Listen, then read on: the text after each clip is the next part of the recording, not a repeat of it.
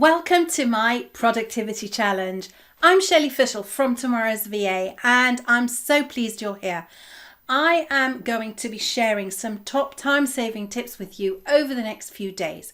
Each day I'll be messaging you and you'll get a link to a video which you can hop over and watch, and there'll be some massive time-saving tips. The goal to make you more efficient with those things that you do every single day in Microsoft Office.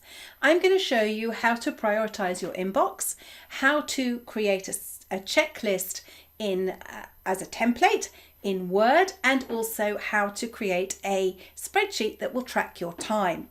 Just 3 things which are going to save you a massive amount of time. And there'll be all sorts of other things along the way. There'll be worksheets, there'll be some group activity. I'll be asking you to complete some tasks, and there'll be some takeaway documents too. So I'm really excited that you're joining me on this journey, and I hope you are too. Look out for day 1's video coming up very soon.